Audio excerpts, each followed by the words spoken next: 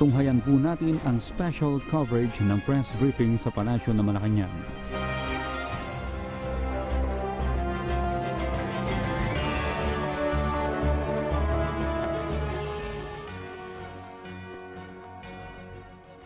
Good morning, Malacañang Press Corps sa ating mga bisita. Welcome again sa Bangon Marawi. Today we have BOF Assistant Secretary Tony Lombino to introduce our guests.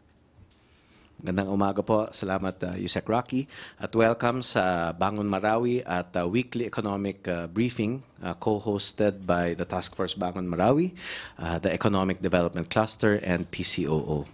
Ngayong umaga po ay nais nating magbigay ng update sa ginagawa po nating rehabilitasyon upang maibangon muli ang lungsod ng Marawi.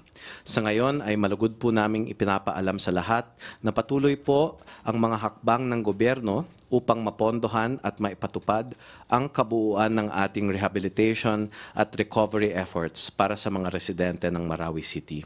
Kadalasan, ang pagpaplano ng proyekto at paghahanda ng development projects ay umaabot sa hanggang 3 taon. This is not the case for Marawi. Ang Administrasyong Duterte, kasama ng ating mga katuwang na mga international development partners, ay patuloy na nagtutulong-tulong upang pabilisin ang pagbangon ng Marawi City. Sinimulan na po ang pag-implement ng 67.99 billion peso na budget para sa rehabilitasyon at reconstruction ng Marawi. Mahigit sa kalahati o 41.81 billion na po ang na-erase ng ating gobyerno at malaking bahagi po nito ay galing sa ating mga international development partners mula sa Japan, China, USA, Australia, Germany, Korea, Spain, Italy, at mga international organization tulad ng Asian Development Bank, World Bank, International Fund for Agricultural Development, at ang United Nations. 12.4 billion pesos na po ang nai-release na pondo ng gobyerno para sa mga proyekto tulad ng livelihood assistance, pagtatayo ng transitional shelters at evacuation centers, at iba pang relief efforts upang mabigyan ng agarang ayuda ang ating mga kababayan. Lubos po ang pasasalamat ng Administrasyong Duterte at ng buong sambayanang Pilipino sa tulong na inihahandog ng ating local at international partners, at narito po kami ngayon upang ibahagi sa inyo kung ano na po ang estado ng ating mga proyekto sa Marawi City. Ang inyo pong Task Force Bangon Marawi ay patuloy ang pag-aksyon para ibalik sa normal ang buhay at kabuhayan ng ating mga kababayan sa Marawi City. Upang bigyan po tayo ng mas detalyadong update sa Marawi City Rehabilitation, kasama po natin si Task Force Bangon Marawi Chair, Secretary Eduardo Del Rosario, at Undersecretary Emil Sadain ng Department of Public Works and Highways. General Del Rosario. Thank you, Sec Tony, Yusek Emil, members of the Malacañang Press Corps. Magandang umaga sa ating lahat. We are here again to give updates. I think we had this activity last year, last November. But even after that, we went to Marawi City and other areas to conduct similar press conference so that we can update the media on what is happening in Marawi City. Ang una ko lang gustong talakayin, yung lumabas sa Washington Post na nagsasabi na Marawi is still a ghost city. Mukhang masyadong off-tangent ito sa katotohanan at kung ano nangyayari talaga sa Marawi City. Pag sinabi kasi natin ghost city, ang papasok sa ating mind, walang nangyayari at napapabayaan ng gobyerno na wala pong katotohanan. Ang Marawi City ngayon, if you will go there, mahirapan kang makarating hanggang sa center of the city dahil napakagrabe ng traffic. Business activity, economic activity, and movement of people, so many vehicles ang nagpupunta na sa Marawi City at this triggers economic activity. So wala pong katotohanan itong lumabas sa Washington Post. Kasi lahat ng nakakausap natin nagtatawa nga, bakit mo sasabihin na ghost city? Now, if the writer of that article was referring to the most affected area, that is only 250 hectares and that was devastated during the siege for 5 months. And 250 hectares is just 0.03 of the total area of 8,000 hectares. Mukha pong masyadong na-dramatize negatively.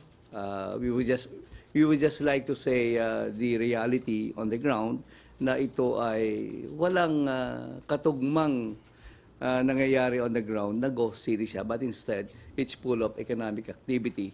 And I think this can be attributed to the whole of government approach convergence efforts na ginagawa ng ating gobyerno. When I was there during the siege, yes, the whole city, whole 8,000, maybe 70%, parang ghost city. Walang andon na sasakyan dahil hindi pinapapasok ng military. Not even nagbibisikleta, walang civilian sa loob ng city. Sa labas lahat. That was in 2017, from May to October. But now, city na talaga, and it is alive and booming. Now,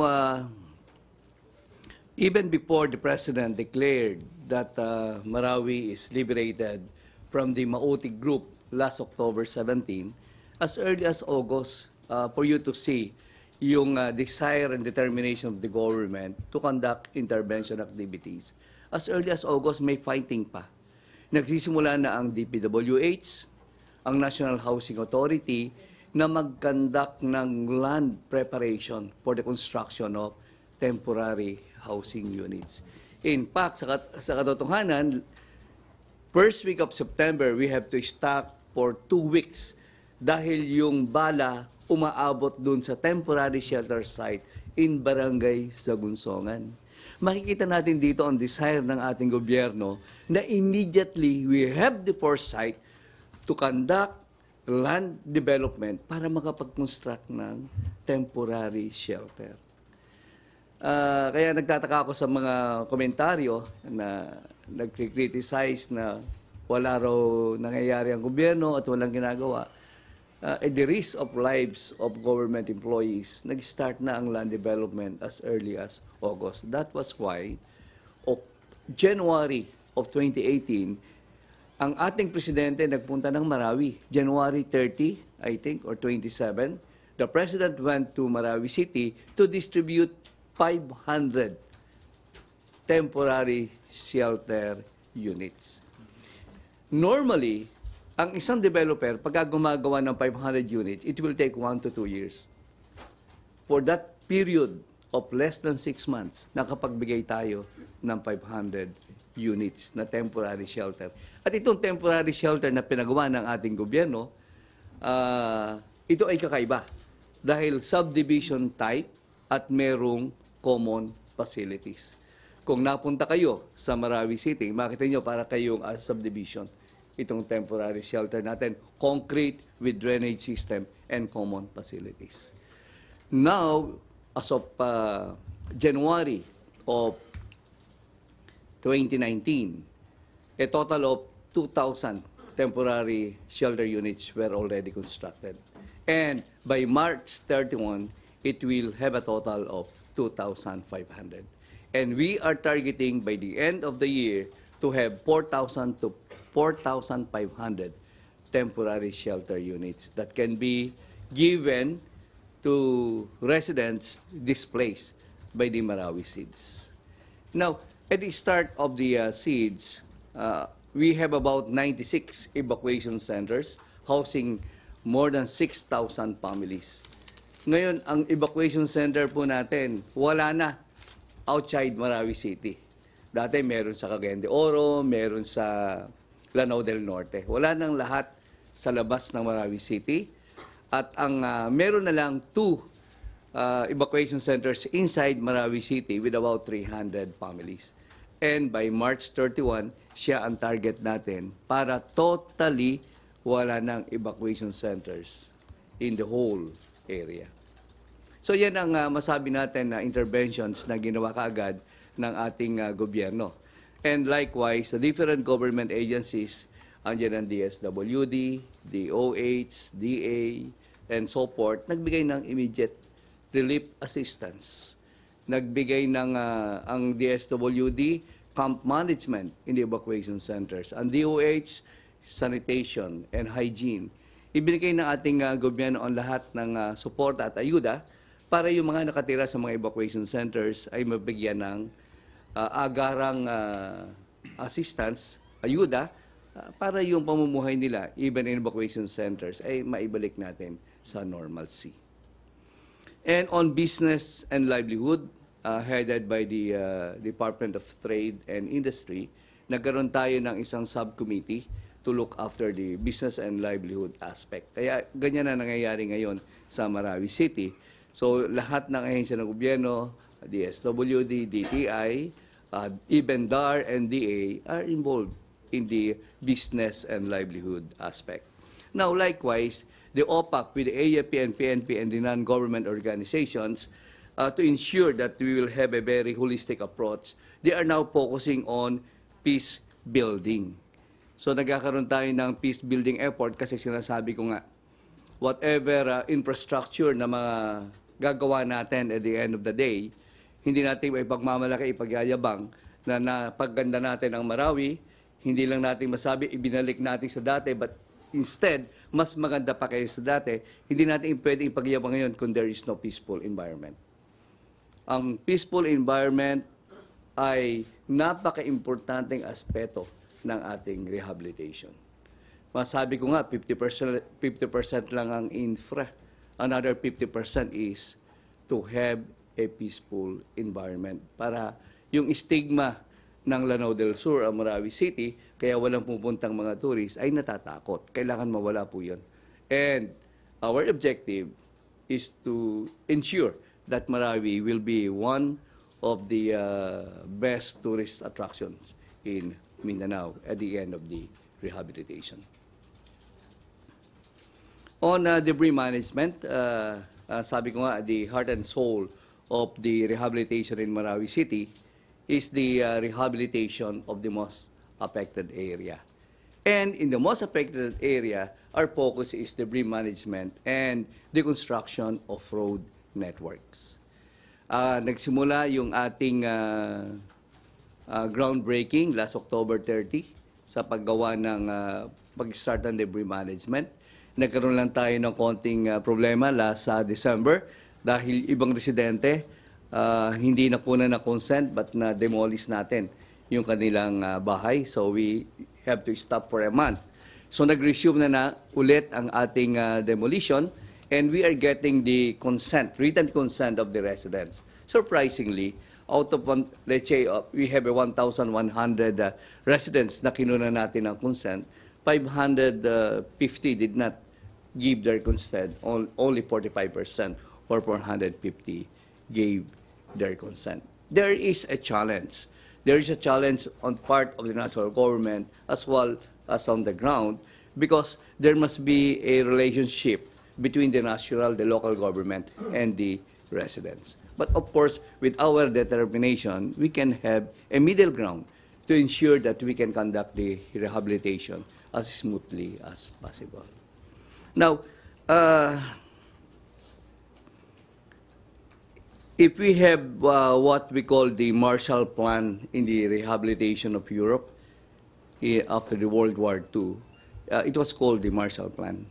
For Marawi, we are calling it the RICE Plan, or the Duterte administration's RICE Plan. RICE is an acronym that stands for Resiliency, Identity, Sustainability, and Evolution.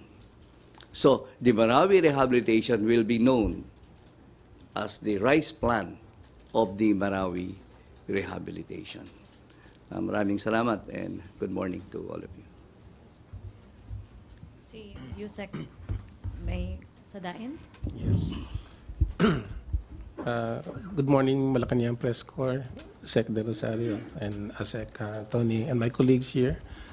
As stated by Sec. Losario as chairman of the task force for Bangon Marami, there are actually lots of significant gains in terms of preparations and the start for reconstructions for the entire Marawi City. Basically, sabi na rin ni Sec. De Losario yung clearing debris on the 24 barangays, which is ultimately the main core of focus that we are looking at. But significantly because also of the residents who were actually affected by the seeds are now started coming back, but they are actually residing outside the 24 or the most affected area, but they are actually in the 72 barangays, no, periphery of the ground zero, but still within the Marawi City. Now, DPWS as chairman of the reconstruction subcommittee under Sec. Villar is actually focused on conceptualizing and now implementations of all these development plans within the 72 barangays. We have generated around 3 financing assistance. One is from grant that was actually given by Japanese government that constitute around 972 million pesos all in all. So those funding actually were actually focused on 3 major projects for the 72 barangays plus the project management contract. 2 contracts were actually groundbreaking nung nakaraang February 4, no? It was witnessed by many stakeholders around the area. And this is actually a design and build concept projects, 2 months design and 1 year construction. So meaning February, March, this will be the design preparations. By April, we're starting with the groundworks now, no, for the constructions of the 40 kilometers trans-central roads. This covered actually the whole area of the 72 barangays. No? Basically, makikita nyo, the nearest that the affected families can go through nearer to the is actually in the 72 barangays. Nandyan sila nakapalibot. You could see even that there is even a transition of economic development from ground zero towards the 72 barangays. We are actually promoting here the creations of new economic hub within Marawi City because of its closeness to the 3 developed towns, particularly Sagiaran, Pecapo, and Marantao. So lahat po yan actually is geared towards development of Marawi City. And there is also the loan-funded projects by JICA. Nagkaroon na ng exchange of notes noong February 10, but eventually designing will be effective by this coming March, no? Because we are still working with DPM, the Forward Obligation Authorities, and the SPA from OPI to commence DOF for the negotiations for the financing. And that constitutes around 4 billion pesos, no, as part of the conflict affected areas projects running to 12 billion for the entire ARM areas. And there is also the ADB funded projects. Ito na approve na rin to na it was actually signed the loan agreement between Sec. Dominguez and ADB nung last December 17. It runs to about 6.8 billion pesos. Now, what are these projects that goes through with the JICA loan and the ADB financing? Ito yung you could see from the map. That's about 19.8 kilometers ring roads. That's about 4 lanes. It's a new highway that will be constructed on the periphery of the Marawi City. Meaning if you travel from the east and west, Lanao, circumferential roads, you can go towards this ring road. And these ring roads is actually connected towards the Trans-Central roads, which runs to a total of about 65 kilometers, no? That includes already yung grand portion. So all of these ODA-funded projects actually for JICA and ADB actually place a lot of development potentials, no, in this area. There are also the 4 bridges that will be constructed. These are actually the Rorogagus Bridge, the Mapandi Bridge, then the Bangolo Bridge and Agus Bridge. All these 4 bridges that were actually affected by the siege will be reconstructed. Magkakaroon siya ng bagong construction that could actually ensure a more better social and economic connectivity, not only within Marawi City, but areas towards the cities of Iligan and Cotabato cities. No? So malaking infrastructures ang nakapalibot sa kanya. There are also infrastructures on flood control projects, yung mga drainage improvement, nandyan siya. Now, the works that are actually being to be implemented here actually falls within the standard design frameworks of the DPWH. No? Maliliit kasi yung kalsada doon sa loob ng Marawi City. In fact, most of these are narrow in size and thickness runs to around 3 to 4 inches. But we'll be making it a more standard way by constructing at least 10 to 11 inches thick of roads, and you have around 7 meters carriageway, plus 1 meter sidewalk and another 1 meter drainage on the opposite sides. No? So basically, that constructions can give a more better accessibility to the motoring public within the cities. Now the basic element here that we are looking at also is how also to ensure some other connections from Marawi City towards the outer layers, especially for Cotabato and Iligan.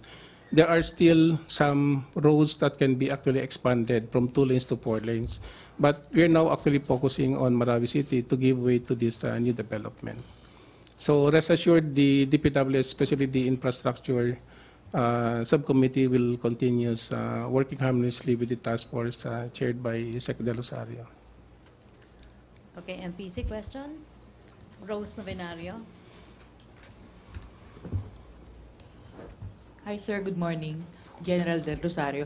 Sir, sa ratification po ng Bangsamoro Organic Law sa Marawi, ano po yung maaasahan para sa rehabilitasyon po ng syudad? Well, Ano I think magiging epekto nito sa rehabilitasyon ng syudad? I think it will not affect at all. We just the same the leadership, but the policies will be the same. Para bang yung ARM ginawang BARM, pero kung ano yung agreements na ginawa with ARM will be respected by the BARM. Kasi it's the same project by the national government. Ang leadership lang naman, ang structural leadership, magkakapalitan, pari-political structure, but the implementation based on policies will be the same. So makikipag-ugnayan po yung task force sa bubuing BARM? Yes, actually, meron ng some leaders from the BARM who would like to engage with us. I requested them to just write an official letter because they are still awaiting for their official appointment. But once appointment is released by the Office of the President, then we will officially engage them. Anong klase po kayang intervention yung maitutulong ng BARM sa inyong task force? With regards to intervention, we cannot say at the moment, but what we can do is to brief them on what is happening and what possible ways they can possibly assist. So pag-uusapan namin yun. And definitely, the focus would be to ensure that the rehabilitation will go on smoothly. Okay, sir. Thank you. Questions? Ina, Andalong? Secretary, can you describe to us a bit the status of the ongoing rehab doon mismo sa Ground Zero? As we know, it started about 4 months late. Are you now working according to your timeline? Well, actually, there is yung word and late. Kasi ang aming direction is completion time. Then we walk backward. We have been saying that it will be completed by December of 2021. We are still within our timeline. The challenge now is the consent of the residents to give their willingness, their consent for their houses to be demolished. 450 houses were demolished last week, and we expect that others will follow through. Sir, ano po ba yung main apprehensions ng mga hindi po nagbibigay ng consent, and how do you plan to resolve them? Is Well, it just that going is to be a matter of Yeah. negotiation lang yun, convincing? What can we do? That is a very good question.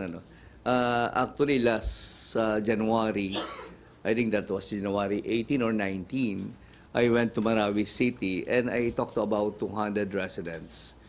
And I found out directly from them na ang kauna-unahang reservation why they do not like to give consent was because they were thinking na once yung footprint ng kanilang mga bahay ay nawala, hindi na sila makakabalik doon sa kanilang mga lupa at kukunin ng gobyerno. So I assured them na meron sigurong disinformation na gano'n ang sinasabi. And despite the numerous consultations na ginagawa namin, engagement with the barangay officials, the barangay captain, and councilors, it's hard to really to reach out to about 11,000 families. But we are gaining ground. 45% is now giving their consent, and we hope that we will progress as we move forward. We're telling them na with the latest technology, kung saan nakatayo ang perimeter ng iyong lupa o footprint ng iyong bahay, exactly makakabalik ka doon. Because before we touch any sector with residential buildings or commercial buildings, kinukunan natin yan ng drone shot to pinpoint exactly the location of the perimeter of each house. So wala tayong walang sinasabi namin, we have to clarify to them na with the present technology, they have nothing to worry about. And the President himself informed them during one of his visits that nothing will be taken away by the government from them. In fact, about 2,000 hectares of the military reservation is inside Marawi City. At ang sabi ng ating Presidente, if there is conflict at meron ng mga claimants within that 2,000 hectares, the government will not insist anymore in getting those lots from the residents. And would you believe, out of 2,000 hectares, ang recoverable na lang ng Armed Forces of the Philippines is only 50 hectares. Yung 1,950 hectares, ibibigay ng gobyerno sa mga rightful claimants. So I'm not sure about this, but yung mga may-ari po ng bahay dun, do all of them have, are you assuming that all of them have titles dun sa properties nila? Could that also be an issue? Baka yung iba hesitant because they don't have Yes, we assure them na even tax declaration will do. Okay. Basta magkapag-testify yung mga barangay officials na ever since ikaw ang family mo ang nakatira sa bahay na yan, even without title, it will not be taken from them. Okay. Rose Novenario? Hi, sir. Sir. Hello, sir. Hi. Yes, ma'am. Hi, sir. Nabanggit nyo kanina na parang may plano kayong gawing parang tourist spot itong Marawi City. Anong klase pong security preparation yung gagawin po ng security officials para po maging safe yung mga turistang posible pong dumayo dun sa syudad? Well, ang kailangan kasi natin dito is not only the government or the security sector, but the population, the people themselves.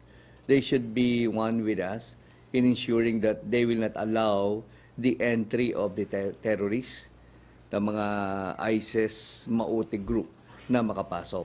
If the citizens themselves are active in telling the military once there are new faces and they feel that they are terrorists, it's their responsibility now to immediately report to the military.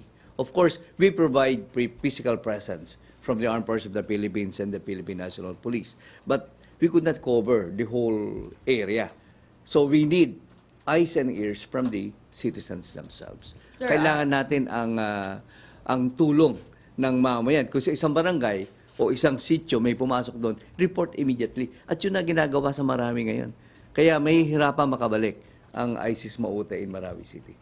Sir, i-recommenda nyo bang magpatupad ng reward system para ma-encourage po yung mga mamamayan na ituro o mag-report sa AFP and PNP ng terrorist presence po sa kanilang communities? Well, that can be considered by the security sector so that if the reward system will deliver, then that is a good option that can be considered by the AFP and the PNP. Thank you, sir. Thank Okay, you. questions? RJ? Sir, review lang po, sir. What are the 22 components again, sir, of the rehabilitation, sir? Napakarami niyan, 22. Meron ba Pero tayong slide? out of these 22, we have already, okay, yung priorities na, sir. Ang priority, there are two. There are two. Debris management and road networks and public utilities. But out of Nakalamsam yan, 22, okay? how many have been started? The debris management is the key. Mhm. We have to remove the debris. If you have seen the whole area, it's about 90% devastated. We could not start anything unless and until that we have removed all this debris. It started last November. Yes. It stopped in December, and it resumed last week. And we are going to complete the debris management not later than August or September of the year. And sir, out of 22, which of these are under joint venture agreements? There is no joint venture agreement. So, It's all public bidding. The debris management will be emergency mode of procurement, including the road networks and underground utilities. That this will is the direct go with it. procurement you mean? Emergency procurement or negotiated procurement. All right, sir. And, All others will be public bidding.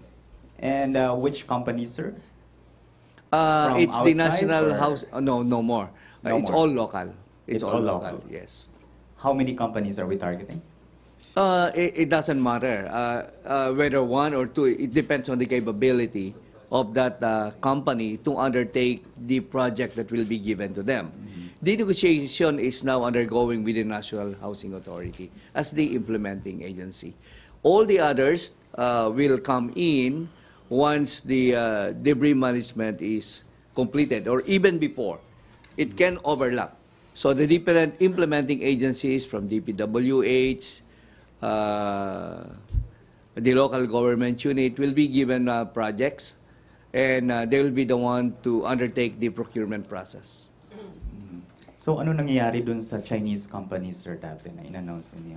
The joint venture agreement, actually, I would like to clarify all these things. Ano? At marami kasing intrigues na de-develop because of Chinese companies being given priority. That's not true.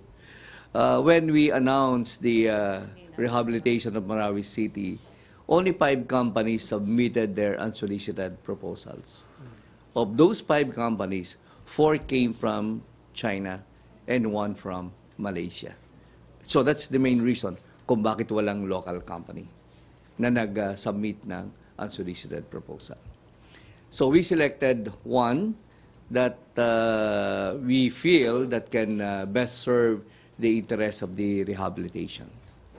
When we started March until July, and there were 3 departments who told us that there might be some legal problems if we pursue the joint venture agreement as a modality of procurement, because not all the projects will generate income. Kasi in a joint venture agreement, you negotiate with a feasibility study that this particular project will earn profit. And from the profit, you share with the government providing the land and the investor providing the facilities or development. There is no profit sharing in the road networks. There is no profit sharing in the construction of school buildings. So, in a way, those who feel that there is some sort of legal issues if we pursue with a joint venture agreement, there is soundness to their comments. So we agreed and did not continue with a joint venture agreement anymore. So out of these 22 components, we are saying that we don't have any projects that can generate income. Maybe 1 or 2, just like the 1 or convention center. It can generate income, but a joint venture will take a long process. At the beginning, I would like a joint venture agreement so that only one big developer can undertake all the projects to attain a synchronized efforts in the construction of the whole area. Because there are big companies who can undertake all these projects at the same time to synchronize everything. Sample ko nga before ng isang simple project natin, Bagon, yung ating mga trains, ilalagay mo sa riles, nung isalpak, hindi pala compatible. Very simple project. Here is a Bagon, meron ditong riles, nung isalpak mo, hindi pala tapat at mas malapad o mas maliit yung riles. I do not like that to happen.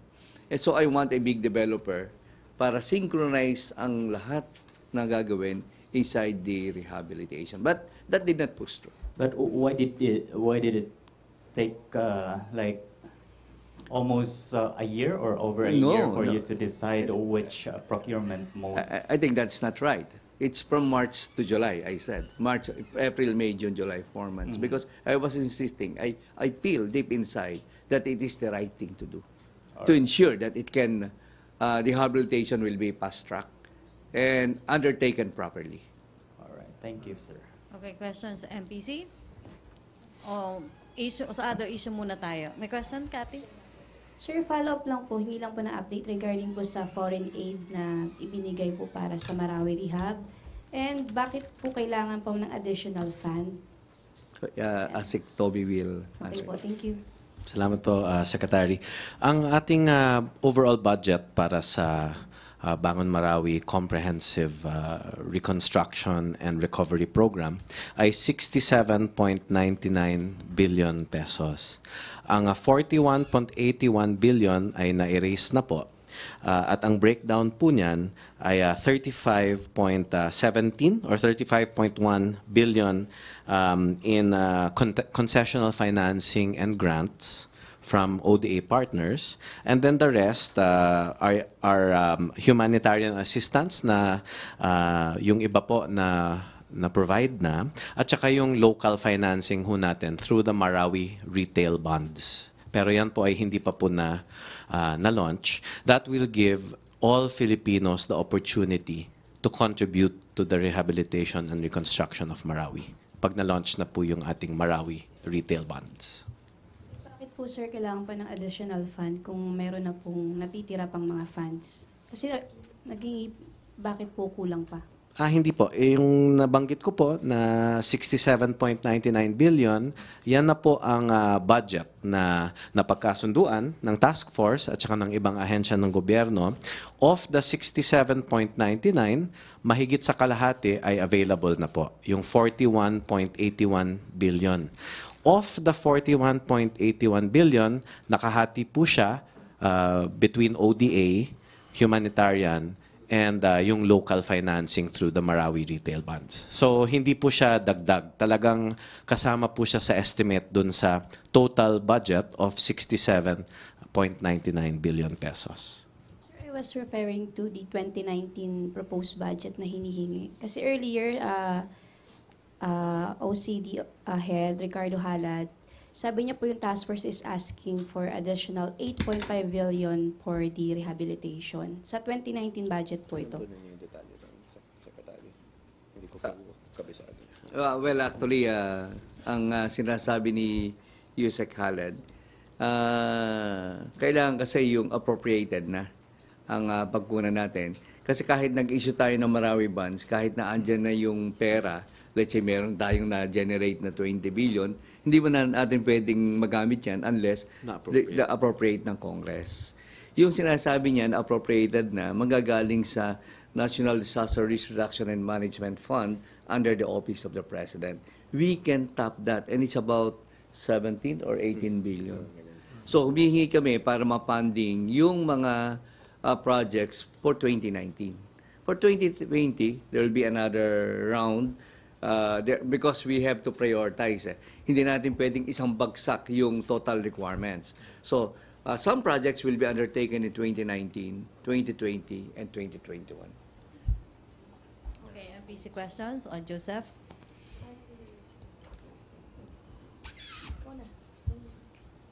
Ina, sir, has a question. Then, sir, just a follow-up dun kay Kat. How do you intend to raise the yung kulang pa po? yung balance sa budget? In terms of the overall budget for Bangon Marawi, 67.9. yes. We have 54 lang yung total, right? So, kwan po, through Marawi bonds, several tranches po of Marawi bonds. So the ODA component is 35.1 billion. Yung humanitarian assistance, 6.64 billion. And then the balance through the Marawi retail bonds. Okay, Joseph. And then I would like to add some more, no? Issuance ng Marawi bonds. Iba kasi, lalo na yung bakit daw kailangan mag-issue pa ng Marawi bonds against the culture daw ng mga Muslims, yung hindi nakakaintindi dahil hindi pwede sa kanila yung mga pautang or something. Let us consider Marawi bonds as a form of investment. Kasi kaya nga tayo mag-i-issue ng Marawi bonds, ang guarantor government, mag-i-invest ka, it's your savings. Instead of ipasok mo sa savings or time deposit, invest mo sa Marawi bonds, medyo higher ang balik sa investor. So yun ang concept natin. And it is a unifying activity. Isipin mo, anybody sa retail market kasi, lahat tayo pwedeng mag-invest. At nag-invest ka na, para magkaroon ka ng interest, may balik sa'yo, instead of saving it in the bank, nakatulong ka pa sa rehabilitation ng Marawi. It is a unifying activity that will unite the Filipinos, that pakita natin, regardless of religion, we are together to help Marawi rise again. Okay, Joseph? So yung sa schedule lang, no? Because you said that the debris is probably the bulk of the work, no? Aside from reconstruction. When do you intend to finish the debris clearing? Not later than August or September. August and September. But Of the year, yeah. And then after that, you can proceed with the reconstruction? Actually, it's part of the reconstruction. But even before that, maybe as early as June or July, the road networks, the cleared areas, we can start already with the road construction. And in some areas cleared already, and we envision to construct, let's say, the convention center, the barangay halls, or the school buildings. Once these areas are cleared already, even before August or September, construction can start already. Kaya we are confident that we can complete the rehabilitation by December of 2021. So can we say, sir, that mid-year you can start reconstructing? When I say reconstructing, you have the facilities, no, the infrastructures, the gymnasium, the convention Center, yes. By mid-year, sir, pwede na.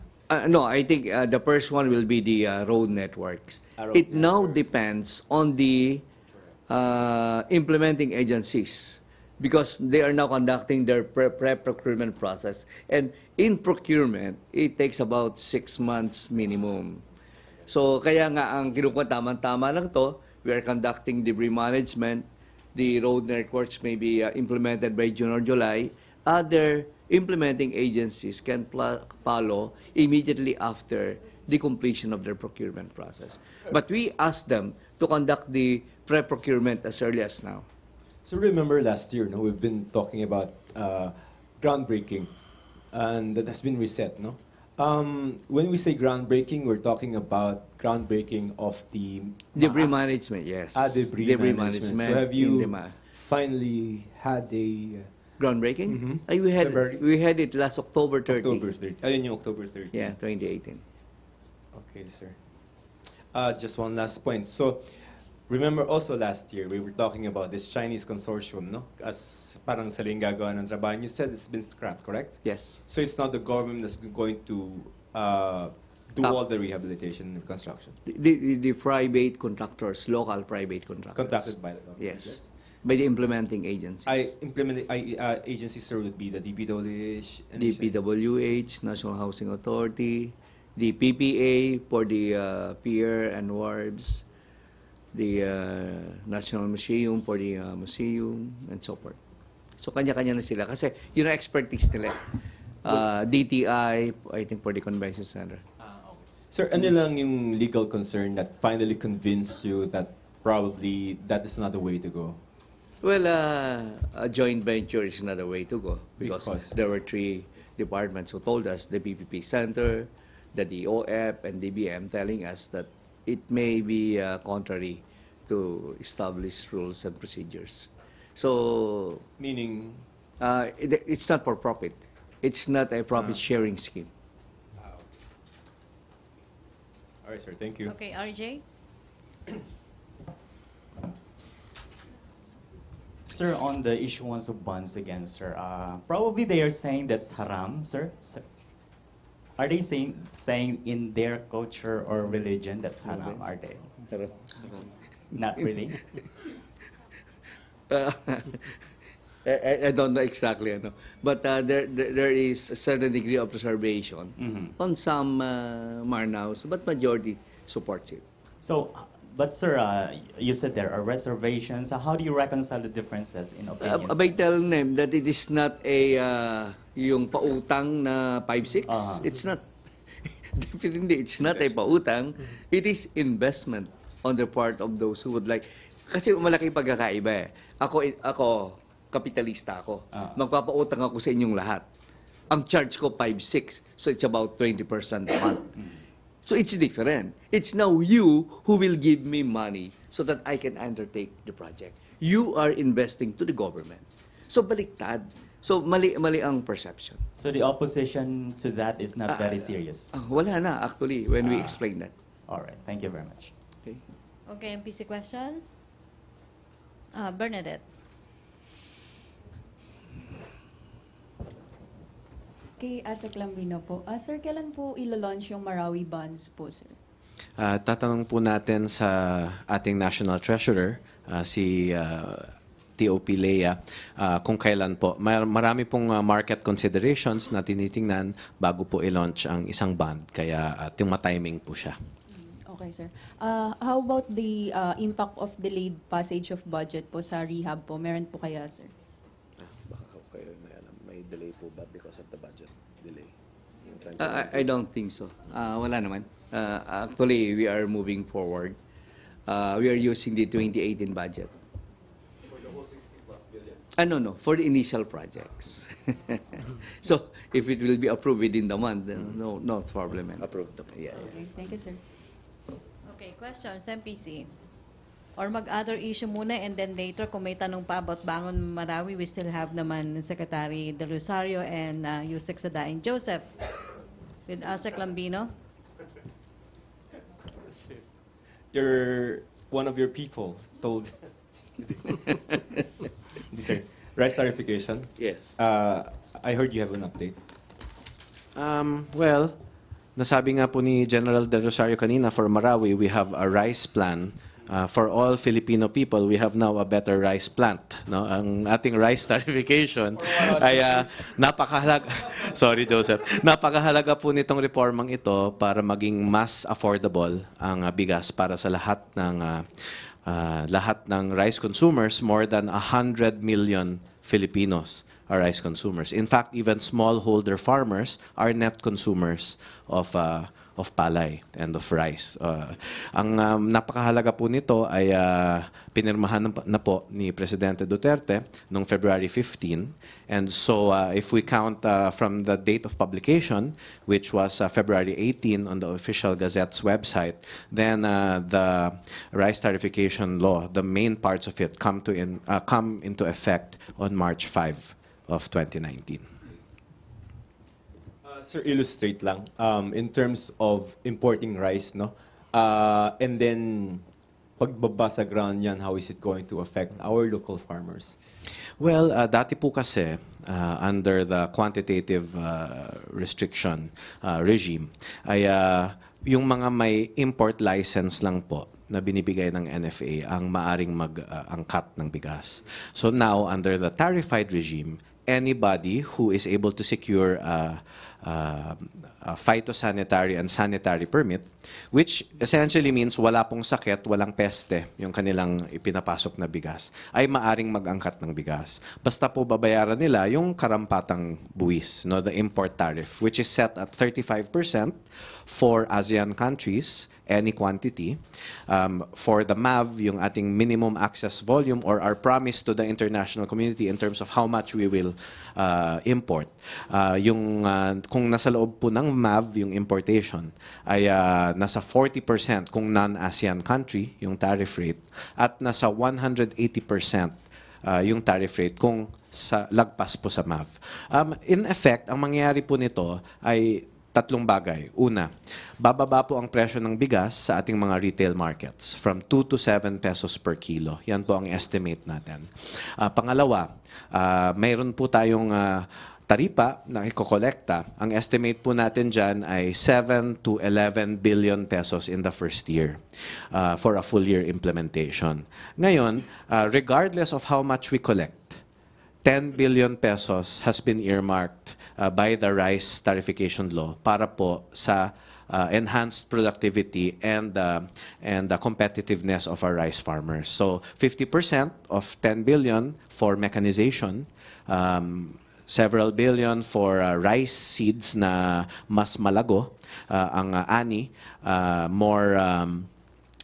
more resilient to climate change, more resilient to pests and disease. At saka meron po tayong credit facility with very low interest rates to be implemented by Land Bank and DBP, at iba pa pong mga training programs at extension support services. So ang full 10 billion is the minimum that has been earmarked for our rice farmers for at least the next 6 years. And then Congress will review the program kung i-extend, i-expand, o kung ano po ang decision nila after 6 years. The third thing that we will gain is lower inflation rate.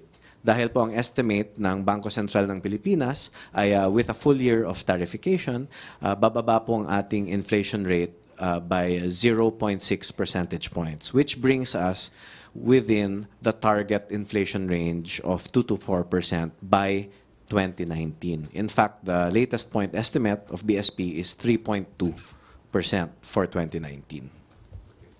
So may concern lang na ni-raise, will that parang minimize or downsize the role of NFA under the tarification and can lead to maybe probably displacement of NFA employees? Tama ba yung fear na yan? There are two considerations. First is the rice tarification law emphasizes the role, the vital role of NFA in emergency buffer stocking. Dahil po napakahalaga na yung mga lugar na nasasalanta ay magkaroon ng access sa bigas. No? It is the country's staple.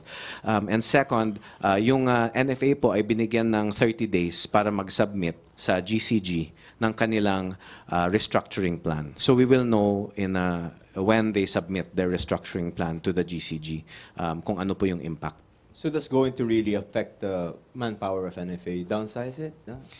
Hindi ko po pangungunahan yung NFA restructuring plan dahil po sila po yung gagawa ng plano nila at isasubmit pa po for approval of the GCG. Alright, sir. Thank you. Okay, Rose? Ay, ASEC. Sir, sabi po ng grupong Banday Bigas, yung 10 billion rice fund po ay insulto sa mga magsasaka dahil lalabas daw po na sa 10 billion daw po, sa 2.7 million na farmers, lalabas po ang mapapalalang nila dun sa 10 billion 370 pesos per farmer. Paano po ito makakatulong sa kabuhayan ng magsasaka? Sana naman ho ay wala naman hong mainsulto dahil ang investments na gusto nating gawin ay yung mga investments na makabubuti sa lahat ng rice farmers. Ang mahalaga po kasi ay pagandahin po natin ang ating infrastruktura around the rice production sector.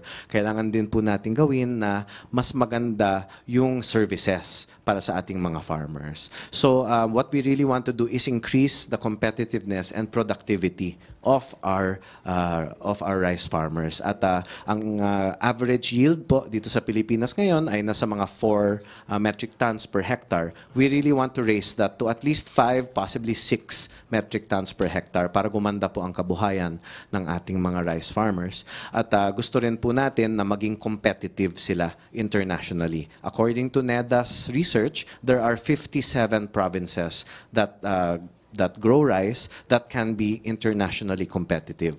At Ang isa pa pong kailangan na siguro maibahagi ulit ay there are more than 100 million Filipinos who consume rice. In fact, included in that number are the smallholder rice farmers who, while during harvest, pag mataas ang presyo, maaring mag-benefit ho sila for the rest of the year, which is majority of the year, they buy rice from the retail markets. So they will benefit from the lower price as well. Paano po ninyo mapapakalma yung apprehension po ng farmers groups? Mayroon ba kayong plano makipag-dialogue sa kanila? Paano nyo sila makakausapin para magpaliwanag?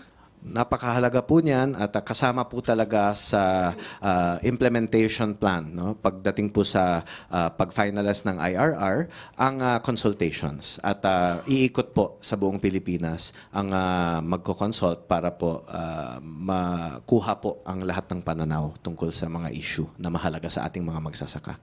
So, meron pong katiyakan na maa-address nyo yung concerns nila through that consultations na binanggit nyo? Well, for sure, there will be consultation, there will be dialogue. And in some cases, baka compromise arrangements ang mangyayari, pero kailangan ho bukas ang ating usapan tungkol dun sa mga concerns. Lalong-lalo na po yung concerns ng ating magsasaka. Explain ko lang po ng konti, dahil kung yung presyo po ng farm gate natin ay nasa less than 20 pesos, at ang presyo po ng retail natin ay lagpas 40 pesos, hindi po, yung difference po na yan, na lagpas 20 pesos from farm gate to retail, hindi po yan napupunta sa magsasaka natin. May iba hong nakikinabang dyan. Ang gusto po natin gawin is through rice tariffication, yung makakalap po nating taripa ay para sa mga magsasaka lamang. At yan po ay naka-earmark po based on the law. Thank you. Okay, mag-last question na tayo. Raymond.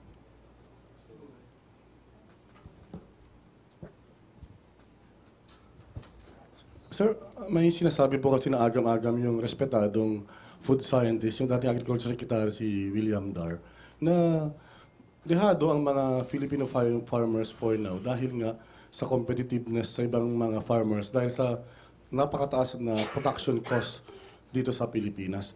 So, parang mas lalo malulugmok in few years time yung mga magsaka dahil bubuhusan pa ng imported rice habang hindi pa naman maayos yung mga, halimbawa yung simple na lang na lagi pinagkakagatasan ng mga korap yung irigasyon. Kailangan ho talagang ma-address ang corruption. That should have no place in the implementation of the Rice Fund, and the IRR is being crafted para ganun nga po ang mangyari. Ngayon po, with all due respect to Dr. Dar, the implementation of the rice tariffication law is vital to the national interest, and it should be done as soon as possible. At least in terms of the core elements, no? Yung pag-shift to a tariffied system na wala na pong import licensing mula sa NFA para po maluwag po ang pag-angkat ng bigas at magbe-benefit po ang more than, again, no, sabihin ko, more than 100 million Filipino rice consumers. Yan po yung priority natin alongside our priority of helping our rice farmers become more productive and competitive. Kaya nga po may konsultasyon with the affected and relevant sectors para po yung taripa ay magastos ng maayos. At the same time, in the NFA Council meeting yesterday, napag-usapan po, in the restructuring of the NFA, there will probably be savings. And the savings should also be used as soon as possible para po suportahan ang ating mga magsasaka. Yun nga yung concern na lang siguro, yung agam-agam talaga ng lahat na yung rice fund, yung 10 billion, ay talagang mapupunta sa magsaka. Lalo ang parang yung mga nasa lalawigan ay baka hindi naman makikinabang naman. Saka hindi pa pwede na yung 10 billion lang naman yan, parang sa laki ng mga kinukurakot ng mga opisyal. Hindi ba pwedeng kunin na lang sa ibang mga alokasyon at ang i-import na lang sana daw ay yung kulang sa supply ng ating bigas, and for now, habang tumataas yung competitiveness ng ating mga rice farmers.